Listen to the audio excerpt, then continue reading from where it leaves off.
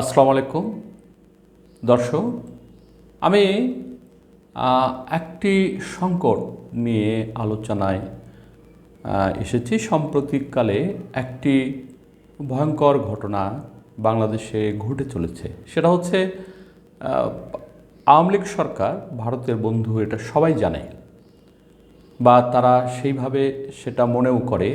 বাংলাদেশ সরকারকে, বিশেষ করে শেখ হাসিনা সরকারকে মোদি সরকার, মনমোহন সরকার বিভিন্ন সময়ে অনেকটা প্রশ্রয় দিয়েছে বলে তারা প্রচার করে এবং তাদের মধ্যে সুসম্পর্ক আছে। কিন্তু তারপরেও সীমান্ত হত্যা কিন্তু কখনো বন্ধ হয়নি। দর্শক বন্ধুরা, আপনারা জানেন যে 2009 সাল থেকে টানা 17 সাল পর্যন্ত 251 জন মানুষকে নির্বিচারে গুলি করে হত্যা করা হয়েছে। কী অভিযোগ ছিল?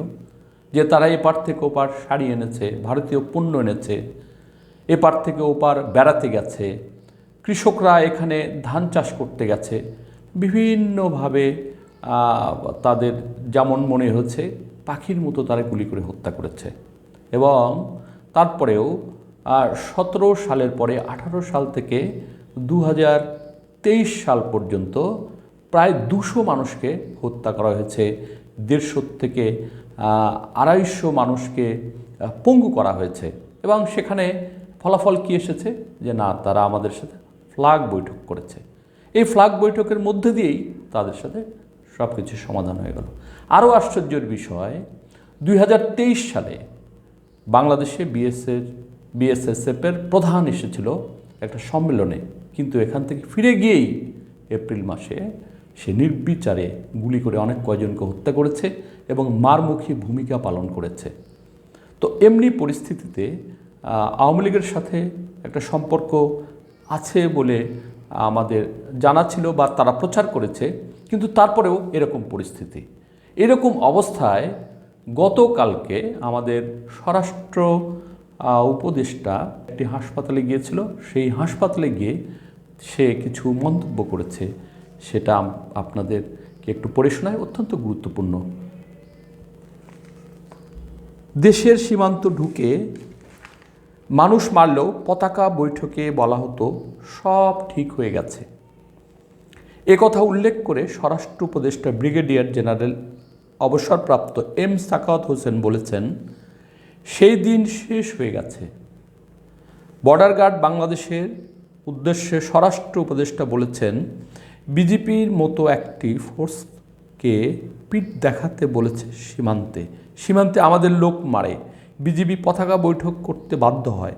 আমি বলেছি পিঠ দেখাবেন না, অ্যানাপ ইজ অ্যানাপ, যথেষ্ট হয়েছে। বৈষম্য বিরোধী ছাত্র আন্দোলনের কর্মসূচিকে কেন্দ্র করে আহত বিজিবি সদস্যদের দেখতে গতকাল মঙ্গলবার দুপুরে পিলখানায় বিজিবি হাসপাতালে যান এবং স্বরাষ্ট্র উপদেষ্টা সেখানে চিকিৎসাধীন শিক্ষার্থীদের চিকিৎসার বিষয়ে খোঁজখবর নেন। তাদের খোঁজখবর নেওয়ার পর সাংবাদিকদের সঙ্গে আলাপকালে তিনি কথাগুলো বলেন। পিলখানায় স্বরাষ্ট্র উপদেষ্টা সাংবাদিকদের বলেন, আমাদের সীমানার মধ্যে ঢুকে মানুষ মারে আর আমরা বলি পতাকা বৈঠক করেছে, সব ঠিক হয়ে গেছে, বা আমি জানি না, দ্যাট ডেজ আর ওভার, সেসব দিন শেষ হয়ে গেছে। দেশের বিভিন্ন বাহিনীকে দানব বানানোর উল্লেখ করে এম সাখাওয়াত হোসেন বলেন, 15 বছর এই ফোর্সগুলোকে দানব বানিয়েছে। যারা বানিয়েছে তাদের আন্তর্জাতিক আদালতে নিয়ে যাওয়া হবে। তারা কত লোক মেরেছে, প্রত্যেকটি ইনস্টিটিউশন ধ্বংস করেছে। এগুলো ন্যাশনাল ফোর্স, কারো পার্সোনাল বা ব্যক্তিগত ফোর্স না। দর্শক বন্ধুরা, ওনার বক্তব্য শুনলেন। এখন যদি আমাদের বিজিবি শক্তি পায় এবং তারা যদি পাল্টাপাল্টি আক্রমণে আসে, তাহলে যদি তাদের শিক্ষা হয়, না হলে তাদের সাথে সাধারণ ফ্ল্যাগ বৈঠক করে কোনো কিছু হবে না। দর্শক বন্ধুরা, আমি আবার আসবো। আল্লাহ হাফেজ।